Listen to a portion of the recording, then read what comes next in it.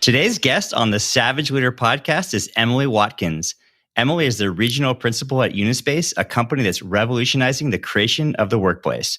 She also held senior real estate roles at companies like Gap, Charlotte Russe, and JLL. Emily, thanks for coming on. Thanks, Darren. I'm happy to be here. Happy to have you as well. So can you talk to me a little bit about what you guys are doing at Unispace? Yeah, absolutely. So Unispace has actually completely revolutionized the way we create physical space for the workplace. And so what I mean by that is traditionally the process has been sort of very lengthy and cumbersome in terms of organizations getting into commercial space, whether that is hiring an architect, bidding out to contractors, identifying your programming and strategy for what your space should look like. And it's actually also kind of ripe for a lot of finger pointing in terms of, oh, that's the architect's fault. Oh, that's the contractor's fault. And so what Unispace has done is really come in and integrated all of the workplace strategy, the architectural design, and the construction so that it's actually more of an iterative approach as opposed to kind of more of a waterfall approach.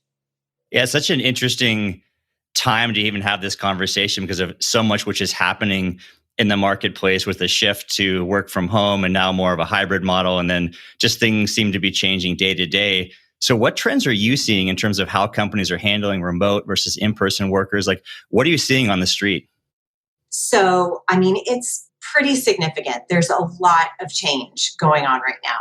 And you have companies on a lot of different parts of the spectrum, where you have some organizations that have just been sort of really out there in terms of being forward-looking about thinking about abandoning the office. So you've got kind of that whole group on one side of the spectrum. And then on the other side of the spectrum, you have people who are kind of really skeptical around, oh, it's going to come back to business as usual and we need to do it as soon as possible.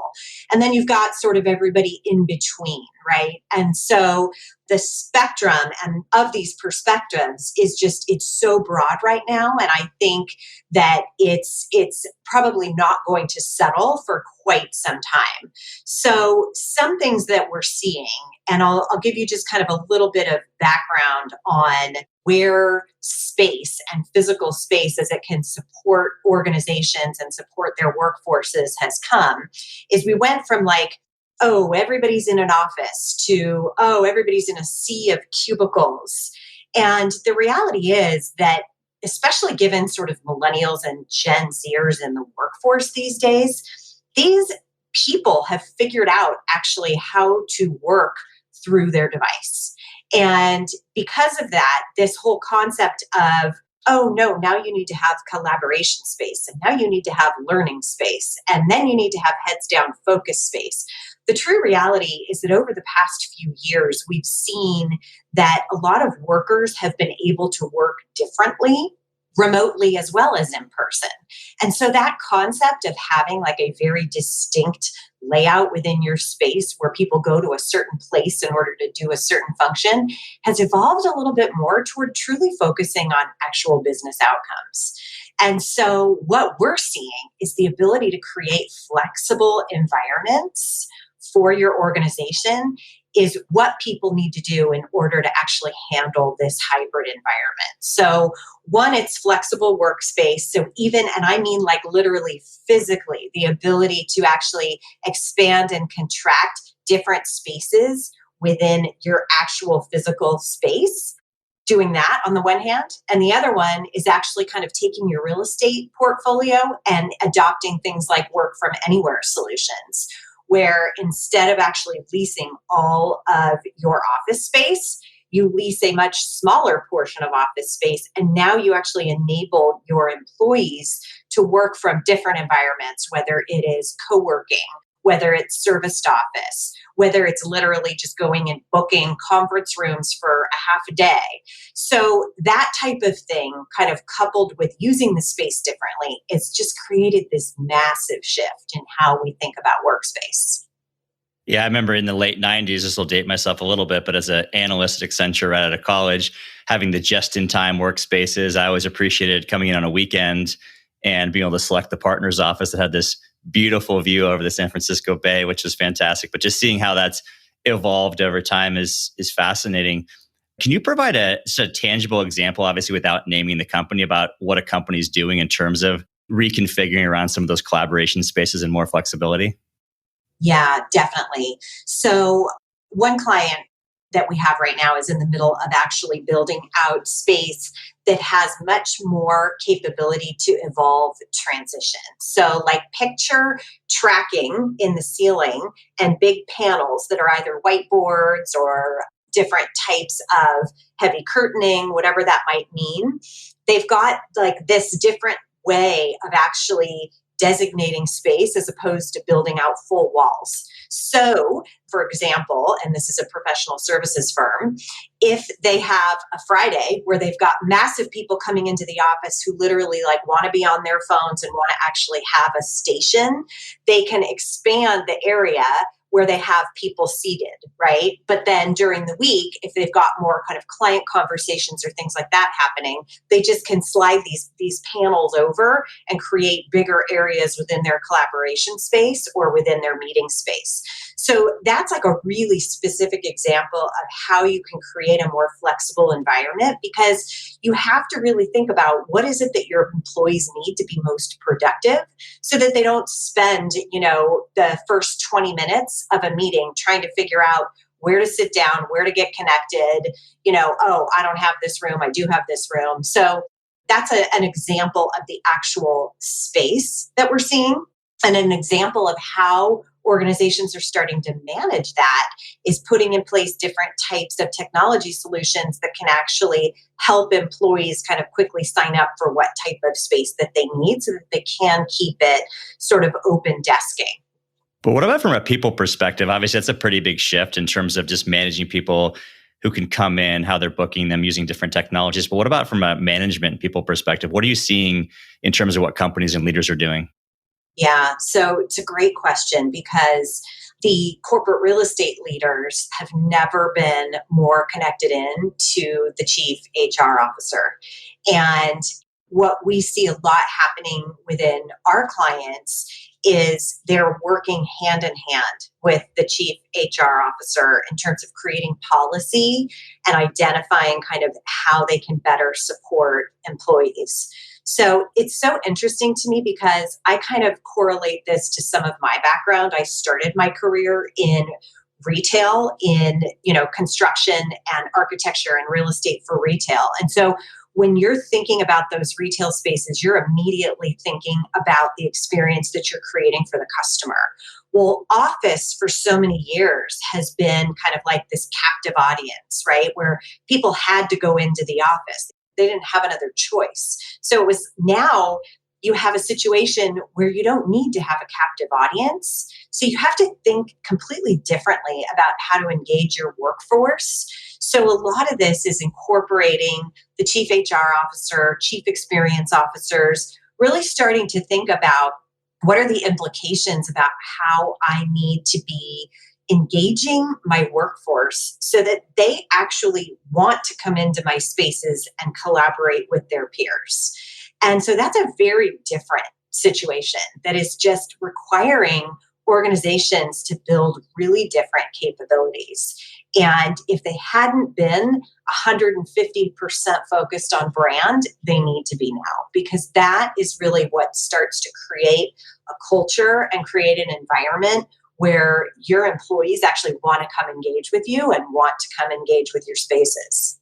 Yeah, I mean, it's all about the employee value proposition. So it's not just how we project our brand externally, but it's about that internal piece in terms of so that we can recruit, engage, and retain employees. Exactly. And it has to be focused on the same thing that you're leveraging to think about how you're engaging your customers, right? So, whatever business you're in order to truly sort of create a positive culture, you have to have something that people can kind of hold on to. And that really has been brand. And seeing organizations that do this successfully, they focus first on their brand. and really engaging their employees to create the right experience that is attracting their customers. So when you can do this seamlessly, you have engaged employees who are truly focused on, exactly how to engage your customers. So what else in terms of what companies are doing in terms of that piece, in terms of new compensation models, new recruitment models? Like what are you seeing in terms of from that people perspective, what's happening? Yeah, I think this is one to watch because it will continue to evolve. So I definitely think there's conversation happening about where people need to be, right? And you see it all over the place. Spotify just announced that they are going to be 100% employee choice on where employees work. That's a lot of people that work for that company that now have complete choice about where they work. They're not going to dictate any kind of policy. So you have some of these things out there that are truly attracting talent to those companies because of the fact that they are creating such flexibility. So that I think is changing the story a lot. And it's giving the employee a lot more of an ability to actually kind of have choice in what's going to be best for them. So what that means is that a lot of organizations are now having to kind of help employees, not necessarily about putting in place really prescriptive models about how they need to work, but they actually need to give them the opportunity to kind of leverage different types of what we in the business like to call kind of personas about how you're using space and how you're engaging in with your organization. It's also kind of creating a new paradigm for managers to have to think about how do I engage with employees who are not physically next to me. And I think, a lot of companies who have implemented remote models have identified kind of how to do this remotely. And they're going to have a bit of a leg up on this because it's not necessarily the easiest thing to do when people aren't just sitting there. You have to actually spend the time to kind of schedule it into your day as a manager to check in with your employees and identify kind of what's going on with them and how they're doing. So it's creating new models that HR organizations are needing to figure out how to help their broader management set and their leaders kind of, move, evolve their own management styles.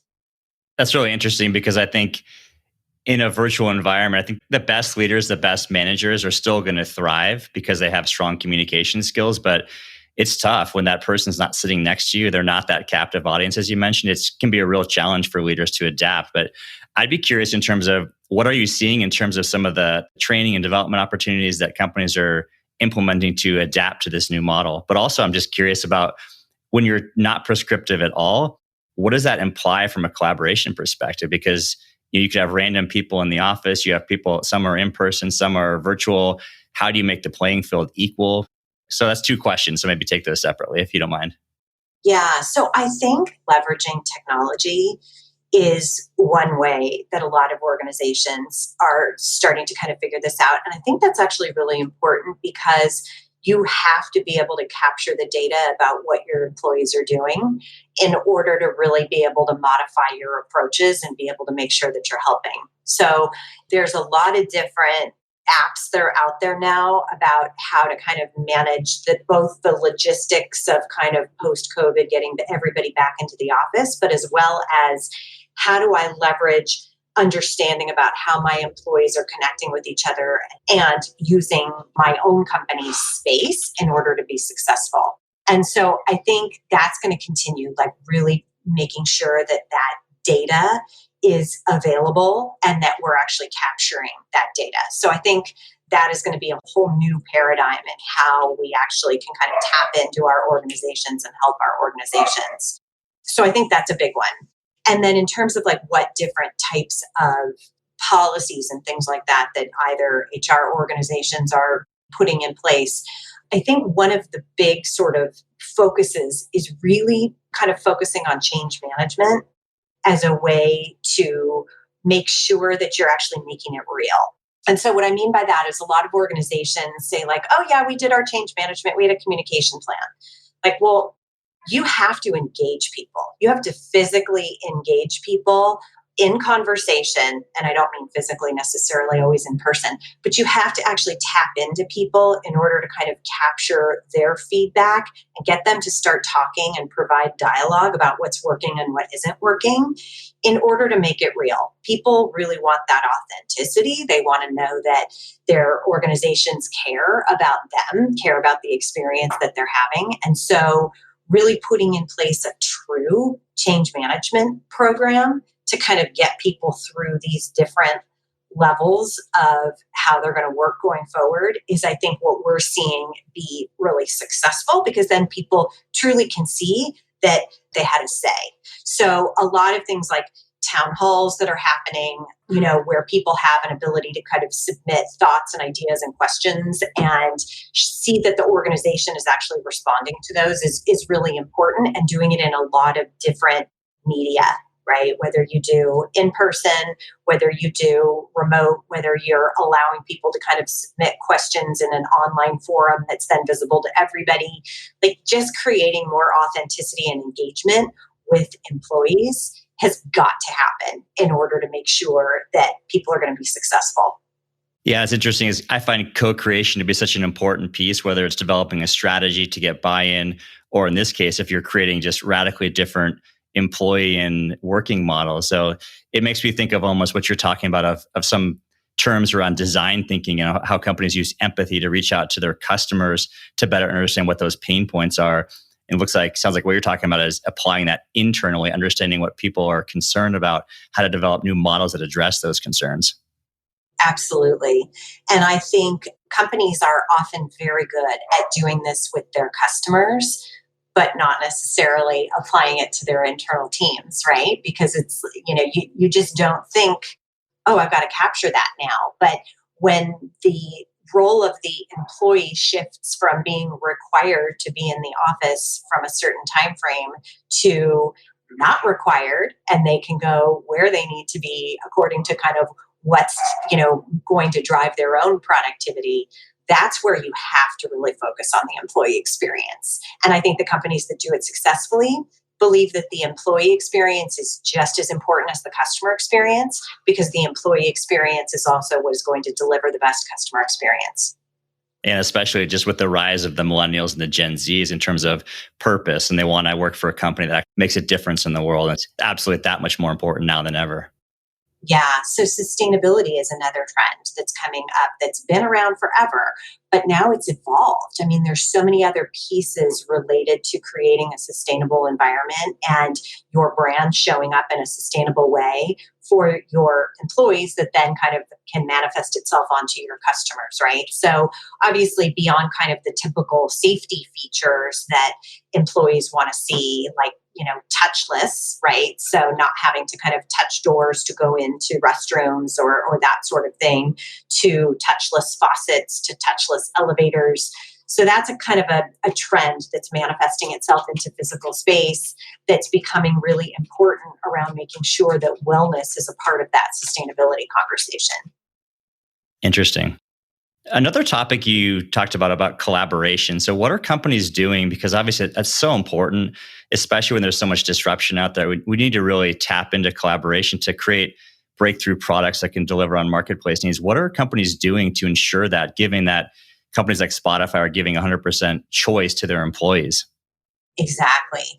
I think having the right technology tools to properly engage the hybrid or remote teams is huge. And that also kind of manifesting itself into the physical space. So organizations are really focused on, how do I create environments that drive more innovation? So that might mean that they have more kind of full experience immersion rooms where, you have a whole wall that could be all digital, and you have a lot of different panels. You can bring different teams in depending on where they are, where they exist, leveraging different types of online collaboration tools. Miro boards are a great example of that, where you can actually utilize an online tool, but you can also have teams that are sort of together in person that can be working on different parts of the same type of solution. So those are technologies that you can actually sort of implement in a physical environment, so people can still sort of be connected in with what's happening and not necessarily feel like they're outside of the group if you have a handful of people together in a room and then you have multiple people tapped in, that are remote. So I think technology is going to be really critical for that and really important. How some of this manifests itself into the physical environment that we're doing is in things like creating those immersion rooms or creating different types of environments that allow people to kind of go into a space and either focus on driving creativity, right? It needs to be bigger. It needs to be colorful. You need to have great lighting, right? As opposed to a space that's going to be more conducive for, a group that is actually kind of having a meeting at a table. So I think this kind of concept of thinking about how you incorporate technology into these different types of physical spaces is going to be really important going forward. So as you're describing these different setups, these all digital walls, I'm sure a lot of people may be thinking, well, that seems more like technology companies, Silicon Valley, these leading edge organizations. What are some things that maybe some smaller organizations, perhaps some that are not out at front as much, in terms of what can they do? What should they be doing? Yeah. So coming into a huge space with a full wall of, some kind of fancy digital technology, that's not so hard as it used to be, right? I mean, the idea of just putting a bunch of monitors on a wall, that's actually a lot more doable than it used to be. And because the actual technology that you can implement in those types of environments, there's so much of that now. So many people kind of coming up with new solutions for virtual work and virtual models that it's actually a lot easier than you'd think. You don't have to be a big technology company that, has incredibly big budgets in order to implement these types of solutions. And we actually have seen it. We see it with a lot of smaller organizations who actually want to create these types of environments so that they can really make sure that their people are being productive. So it isn't just for those people that have the really big budgets anymore. No, that's good. I think accessibility is really important. Absolutely. Absolutely. I want to go back to something you said earlier in terms of managing to outcomes. Can you talk about that and what companies are doing to actually do that? Yeah. So the idea of instead of being focused on what we used to say were sort of like the personas of your organization, right? I have accounting that needs to focus 100% on, I have a desktop and I'm, 100% with my eyes in it, right? So instead of sort of saying, this is a back office function versus this is a, sales facing function. Now the focus is a lot more on the work that needs to get done. So if it is related to kind of business goals, then you can really figure out, okay, if this is an organization that has more sort of project related work where they've got 6-week sprints versus instead of just looking at an actual function and saying, therefore, that person needs their own desk. That is what kind of gets you to sort of shift the conversation. So there's still a lot of organizations out there that believe in kind of this one-to-one model where I have one individual that has their own desk. But as companies have gone through COVID and they've seen their real estate assets sitting empty and they've calculated how much they're spending on those assets on an annualized basis, they're starting to realize that there can be a different way to look at this, right? So instead of focusing on this is what an individual does for 8 hours of the day, it's saying what are the goals of that organization over the quarter, right? And so it's really kind of just shifting the way you think about this in order to make people more productive and focus on what they're trying to achieve as opposed to what their job description looks like. Which is that much more important, especially if the people are not sitting right in front of you. Exactly. So really being more kind of goal oriented on what you're trying to accomplish as a business. So what are some of the implications? This whole next normal, perhaps, in terms of what's going to happen moving forward, it's smaller commercial spaces, it's more agility. What should companies be doing or thinking about to adjust to that next normal? Yeah, so we see companies really looking at their whole portfolio. And remember, real estate portfolios, they have often longer term leases that they have to be thinking about. So I don't think you're going to see all of this manifest itself for probably another 5 to 7 years as organizations kind of get through their leases of their portfolios. But there is a big focus on portfolio optimization right now. So how do I look at all of the space that I inhabit?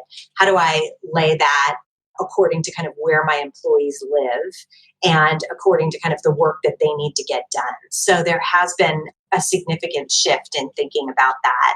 In the past, it used to be, oh, I need an office if I've got, a new project or I've got a business extension or something that's going on in a particular area.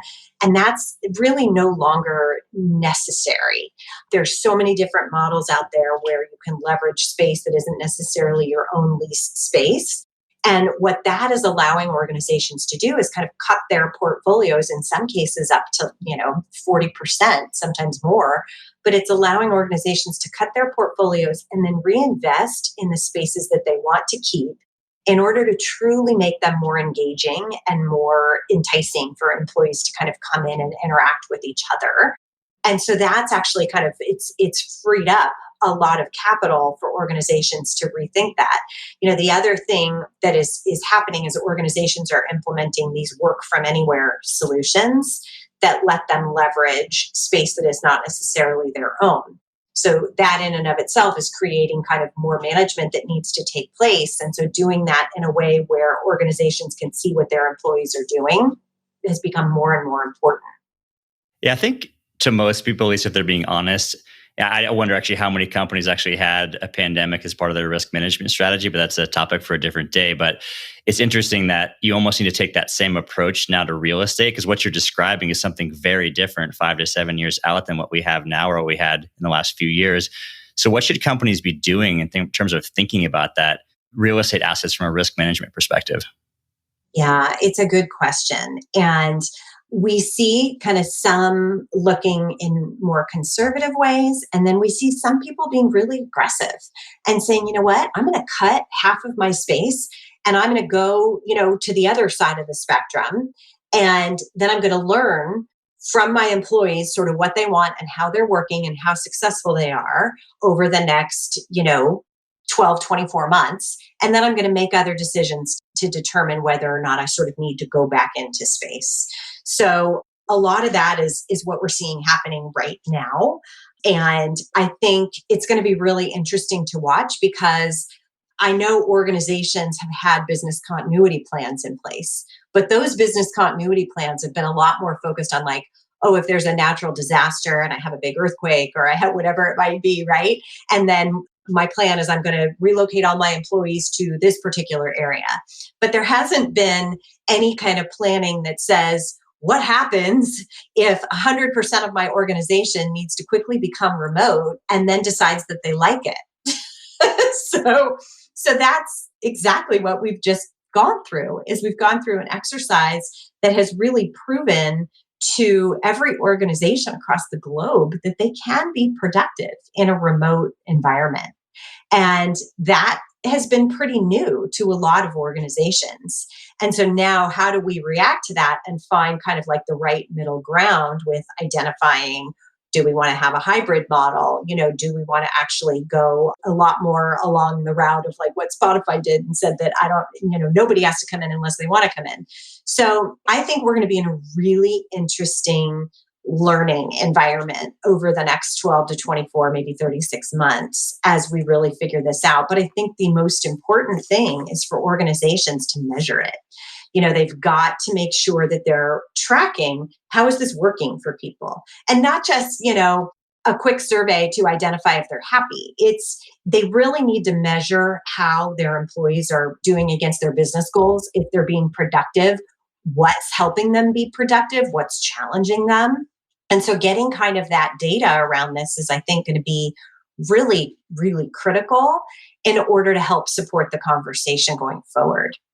Data is always critical, and it's interesting to think about what's happening because it seemed like this was only a conversation for bricks and mortars retail companies, and now it's really in the boardrooms of all organizations because they've had this just foundational shift what's happened in the last year. Absolutely. I mean, I love that analogy because I started my career in retail. And I remember very clearly the big threat that our online business was posing to our physical business. And so retail really has a leg up on the rest of us, I think, because they've already gone through this massive shift where they have seen what being digital first really needs to be for their employees and for their customers. And so, this idea that it isn't either or, it's all of it together.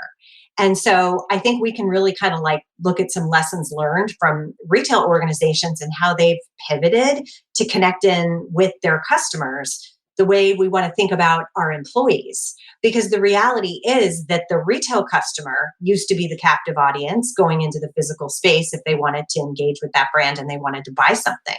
Well, it's been 20 years now that they haven't had to do that. So it's a really good example of how a customer can engage with your brand and needs to have kind of a customer journey that literally starts digitally and probably ends digitally, but can leverage physical spaces kind of all the way in between. So that's something that's near and dear to my heart because I've seen it and I've lived it. And, it was tough for retailers to shift and to think about how online and in store can coexist successfully. Actually, I'd love to shift gears on that note because it's interesting is when I went to business school, everyone was going into real estate or transitioning into real estate. And then it became everyone's going into technology. And now I think real estate's sexy again. Just it's a lot of excitement there and so much change and opportunity. I'd love just to hear a little bit about your career path and how you got into corporate real estate and what are some of the opportunities and what excites you most about it? Yeah, definitely. So I started my career actually with Gap Inc. on the project management side. So building out stores. That was actually how I started my career. At the time, Gap Inc. was building about 600 stores a year. So it was just this crazy growth. And we had a really large organization in San Francisco that was actually getting all of that done. So that's where I started my career. And I moved into real estate when I was at Gap shortly before I got my MBA. And when I moved into real estate, I was focused a little bit more on kind of asset management and portfolio management and process. And that's where I got really interested in how to create a more efficient process around developing your real estate. And that was kind of both on the store side as well as on the corporate side. So real estate for retail was pretty fascinating because it was really fast paced and it was a really critical component of the business because you're building the revenue spread, right? The sooner you can get that store open, the sooner it can start earning money for the organization. So it was a great place to kind of learn the business and grow up in the business. And from there, I moved over to JLL and held a really exciting role within their occupier group, developing new products and services as their director of innovation. And that was so much fun because JLL has always been a thought leader around developing new technologies and new ideas to kind of help service their clients because they've always been such a kind of customer first organization. And then from there, I went back to retail and worked for Charlotte Russe for some of my mentors from Gap Inc. the first time around. And that was a lot of fun at a crazy time in the business, though, when the retail world was sort of continuing to really go downhill from a physical space perspective. And you needed to be so on top of what you're doing in your physical environment. And you really needed to be rethinking how you were strategizing around your locations because, you had to incorporate the impacts to online that as an organization, we had never really done that before. So thinking about how a physical space can actually engage your customers in a way that can manifest itself into online business as well. So that was a really, really interesting time to be in that business. And then I went back to JLL. A lot of people that work at JLL end up going back. It's a really wonderful organization, but I went back there to help build out their flexible space products and their flexible space business. So I'm a good example of it's not just brokerage, right? It's not just transactions that need to get done within a corporate real estate environment. There's so many different facets of that world that are exciting and engaging. And more when you think about corporate real estate and office environments, they are really focused on the experience that you're trying to create for your employees because they are a great catalyst for attracting and retaining talent. Sounds like a lot of fun, a lot of diversity in terms of the roles that you've had. Yes, definitely. I've never been bored. I'll put it to you that way. So what advice would you have for people who would think, wow, that sounds really exciting. They want to get into this new line of work. What career tips would you give them? I would say get involved with different organizations that are out there. CoreNet from a commercial real estate perspective, as you look at occupiers in office. I think ICSC in terms of on the retail real estate side. There's great organizations that are doing really, really good work and developing thought leadership around where the industry is going. I think that's a terrific way to learn. I think take a class. Reach out to people to kind of, pick their brain, expand your network, and really put out there, who you're interested in connecting with and learning from, and get specific, right? So I want to talk to people that work at these specific companies so that I can learn more about this business.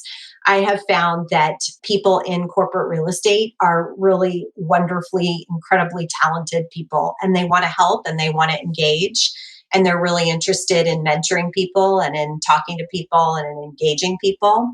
There's a lot of different facets to this business. And so I think there's definitely a lot to learn, especially when you also then think about operating these spaces and what it takes to actually focus on making a facility successful, facility management and property management, both on the landlord side as well as on the occupier side. So there's a lot of different facets to it, which I think is really exciting. And it's a really great space to be in right now because it is absolutely in the midst of disruption. And I always love to run to disruption because I think it's a lot of fun. It's really interesting. It requires that you have big thinking and that you get excited about doing something that could be very different every day. Yeah, great advice. And just one point I think is really interesting is just this idea of mentorship, and that it's really an honor to actually mentor other people. And I know when people have reached out in the past, hey, I'd love some advice. I'm flattered and humbled and I'm happy to give my time. I agree. And I think that we have a lot to learn from people who are asking us to mentor them as well. And I've always liked that mentality. When I was really young in my career, a woman that mentored me said, I expect to learn from you too. And I thought, really? What are you going to learn from me? But I think that's more important now than ever. I mean, think about, younger people who are digital natives and how those digital natives can really help us think differently about being digital first. That's a huge agenda that's kind of like on every organization's list of thinking right now. And a lot of that can kind of be accomplished through these different types of mentorship programs where, you're learning from a younger generation that just has a different perspective. Yeah, what a great example. Yeah, I think reverse mentoring is so important. I know a few of my mentors, someone that mentored me also looked for me in that similar way, and I was blown away. But also another gentleman that I was mentoring, he's been incredibly helpful to me over the years. Yeah, absolutely. Well, Emily, I know you're really busy. I really appreciate your time with some fabulous insights. So thanks for coming on. Of course. Always happy to. Thanks for listening to today's episode of the Savage Leader Podcast. My hope is you are walking away with tactics that you can apply to become a better leader in your life and in your career. If you're looking for additional insight and tactics, be sure to check out my book titled The Savage Leader, 13 Principles to Become a Better Leader from the Inside Out. Also, be sure to subscribe to the podcast, and I would truly appreciate it if you would leave a review and also rate the podcast.